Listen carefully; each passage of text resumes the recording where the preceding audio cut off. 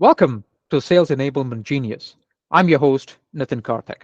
As Director of Product Marketing and a top product marketing voice, sales enablement is one of my core responsibilities. And I've always found that real world case studies are the true litmus test for the effectiveness of any sales enablement strategy. And that is why in this show, we dive into the minds of industry titans as well as rising stars, unpacking their expertise in action packed episodes that showcase the power of sales enablement through real world case studies. And today, my friends, we are joined by sales enablement genius Sarah Gross, who is VP of Revenue Enablement at Procore Technologies. Sarah has been named by the Sales Enablement Collective to the prestigious Ones to Watch list for 2 years in a row. Sarah is also an honoree of the coveted Channel Futures executives who are driving change through DE&I.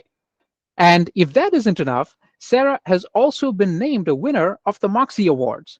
Having served in prior leadership roles at RingCentral and Gartner, Sarah believes that what fundamentally drives a business is really its people, processes, and technology.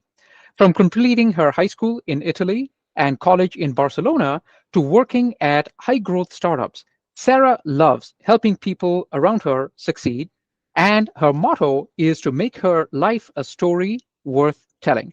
And with that, ladies and gentlemen, let's welcome Sarah Gross. Sarah, it's an absolute honor. Welcome to the show. Nadine, thank you so much, and happy Friday. What a way to kick off my day. Wonderful, wonderful, excellent. So, Sarah, as promised, we'll take the audience through a situation, a case study from your experience.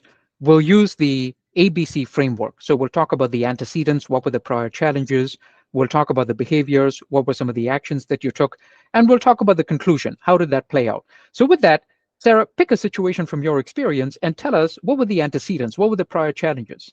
Yeah, well, respecting my product marketing team on the line, right? One of the big places that we always work together between the PMM org and the enablement org is how do we think about going to market with a new product or an existing product into a new market? So I always call that the GTM, right, approach.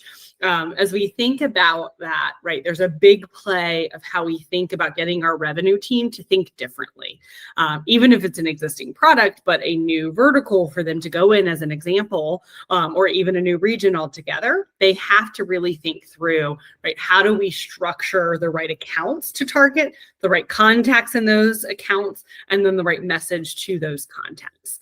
And so as we break it down, I'll kind of give how do we run that play, if you will, in the next section. Wonderful, wonderful. I think a lot of our audience has been there where we've got successful products, right? And, there's this mentality, if it ain't broken, why fix it? However, what got us here wouldn't get us there, right? Like you said, we may have to get into new verticals. I love that. So great. So Sarah, you've told us a little bit about the antecedents. Let's talk now about the behaviors. Okay, so given this challenge, entering a new vertical, tell us what were some of the actions that you took here? Yeah, so to give you a specific example, one of the ways we're thinking about running a play is to a specific audience in this particular scenario. So say I'm going after the CFO, right? Within that, I need to break down what to know, what to show, what to say for my revenue organization. So that's where PMM and enablement need to come together on, of course, the right white papers and slicks and customer references, the typical marketing stack, if you will. But also, what are the right talk tracks? How do I think about competitive battle cards and how we're going to answer those objections? How do I think through how I want to structure the conversation and who's going to be involved? When is the SDR going to hand it to the AE and the AE going to bring in the solutions engineer? How does our CSM support and look different to that particular buyer that we're going after?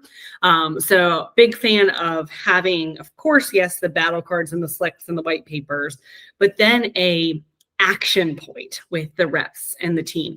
Maybe it's a pitch contest that you get the managers to then give a grade into, and then the enablers take the top 5 and those get highlighted. Maybe it's a blitz day that we run on that particular topic to actually just get them prospecting. Who do I look for on LinkedIn? What keywords do I use? Right? It's really breaking it down into basics with actionable points. So I always say start with the right accounts to go after. There's an exercise in which we need to do research and identify those, hand those to marketing and say, start running your engine, but also why the sales team actually starts that blitzing and that activity to uncover the right contacts. Then there's the right context in those accounts. You've got them identified. How do we figure out what they care about? Maybe it's doing, I've always termed it the old 3x3 research from my Vorsight days. 3 points of information you're using the first 3 minutes of that conversation and doing that research. Then you're getting into the message, right? What to do, if you will. And in that particular case, we need to have a pitch ready that gets sent out to the customers. We can track what they care about and start to learn more about that particular buyer and persona. And that will evolve our marketing efforts. That will evolve our sales outreach. So think of enablement in this case as like the octopus that pulls marketing and revenue and the post-sales organization all together, thinking about how and sharing across the organization do we go after that particular market. Wow. Wow. I mean, there were so many actions and behaviors that you described there. I think this is going to be amazing. So when you've done this well with many of the projects that you've been involved with, Sarah, tell us about the conclusions. How have some of these played out? So the particular one where I was actually targeting the CFO, the way that that's played out is we had several different blitz days across the different regions. Those regions then resulted in about 10 accounts per AE that they were planning to target, 20 contacts within those accounts within the CFO's office, if you will. And then targeted messages to those folks through, we used HighSpot at the time, right? Through a pitch mechanism and where we could track that there was about a 40% uptick. There was a 40% open rate in addition to that people didn't respond in some kind way. So we started to realize what message we might need to tweak for those particular CFOs in the market. Fabulous. I love the concept of these blitz days where it's like, guys, let's get in a room, let's, hammer this thing out and let's make it happen. Wonderful. So Sarah, thank you. I learned a lot. I'm sure the audience learned a lot from that as well. Sarah, if people wanted to learn more about you, where can they find out more and what's next for you? I'm always there on LinkedIn. That's the best way to reach out to me. And as I think through what can I help you with, please share current projects you're working on. I really like to get into the nitty gritty. Fabulous. So folks, there you have it. Definitely reach out to Sarah. And my friends, armed with that knowledge, let's make the magic happen.